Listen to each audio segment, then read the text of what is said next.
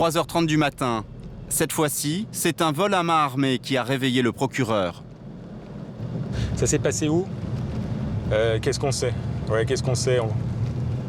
Les braquages font partie du quotidien de Jacques Dallest. L'an dernier, il y en a eu plus de 500 dans l'agglomération marseillaise.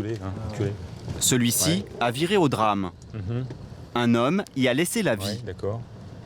Les faits se sont déroulés sur le parking de ce fast-food.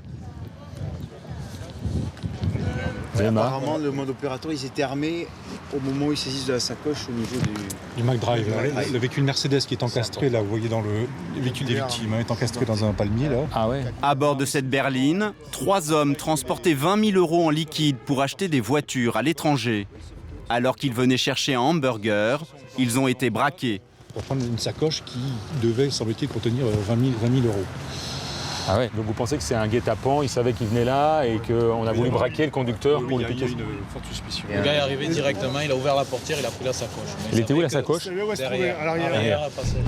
Un des passagers s'est interposé, il a été tué.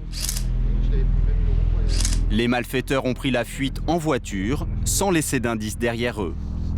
Pour le mettre sur une piste, le procureur compte sur les amis de la victime qui attendent, sous le choc, à l'intérieur du fast-food. Mais après quelques minutes à les questionner, Jacques Dallest n'en sait pas beaucoup plus. Là encore, c'est la commissaire Lanzy qui est chargée de l'affaire. Elle ne cache pas son pessimisme. Sur ce genre d'enquête, il faut des mois de travail pour normalement arriver à un résultat. Au vu du modus operandi, au vu du véhicule utilisé, au vu des armes utilisées, ça n'a pas l'air d'être des malfaiteurs chevronnés. Mais ils sont dangereux.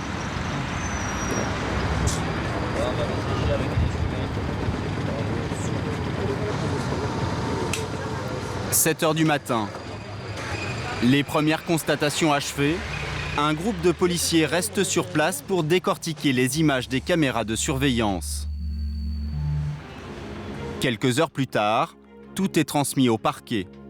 Alors, sur les témoignages, donc vidéo de surveillance, c'est bien parce qu'on voit la scène. Il y a une mauvaise résolution, ils sont assez petits, hein. Même la plaque d'immatriculation, on n'arrivait pas à la voir. Alors, en visionnage de la vidéosurveillance, on ne distingue rien. On arrive à peine à déterminer par rapport aux couleurs que le visage est blanc. Donc on imagine que ce n'est pas une cagoule blanche et que c'est le visage découvert. Mais on distingue... Non, ça va être difficile. À l'évêché, les policiers pensent pourtant tenir une piste. Une voiture brûlée vient d'être retrouvée. Elle correspond au modèle utilisé par les braqueurs. Pour Stéphane Gomez de la PJ, c'est de bon augure. D'abord, brûler un véhicule, ça ne veut pas dire qu'on ne laisse pas de traces, primo. Et deuxio, le fait de brûler, si vous brûlez un véhicule, c'est que vous voulez détruire des traces. Et si vous voulez détruire des traces, c'est que vous ne voulez pas qu'on vous retrouve. Et si vous ne voulez pas qu'on vous retrouve, c'est que vous avez fait quelque chose de grave. C'est clair. Le véhicule a été emmené dans une casse. Il s'agit d'une voiture volée il y a 10 jours. Je pense que je repasserai demain matin. Vous aurez à quelle heure? Mimi, ça te va comme ça ou tu veux que monsieur la bouge? Mimi, l'expert de l'identité judiciaire, va tenter d'y trouver des indices.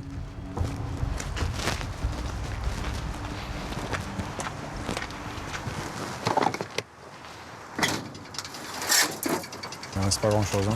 À première vue, l'espoir semble mince. Ah, c'est sûr que là, la phase suivante, c'est de se dire bon sang de bonsoir, on n'a rien trouvé. Et après, on se dit on va quand même chercher. Et on ne sait jamais. Il paraît, je lisais quand j'étais gamin, je lisais San Antonio, il paraît qu'il y a un dieu des policiers. Si le dieu des policiers est avec nous, on peut peut-être trouver quelque chose. Allez savoir.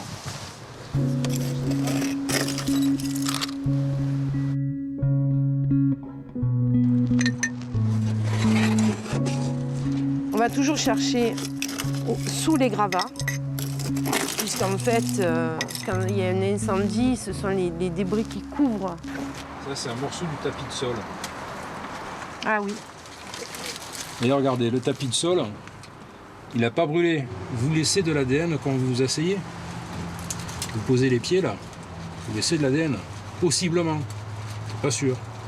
Donc on va le prendre. Après 1 heure de grattage, les cendres commencent enfin à parler. Regarde. Qu'est-ce que tu as trouvé? Je dirais plutôt un blouson. C'est ça? C'est des gants. C'est des gants. C'est les gants. Et s'il y a une raison, c'est une casquette.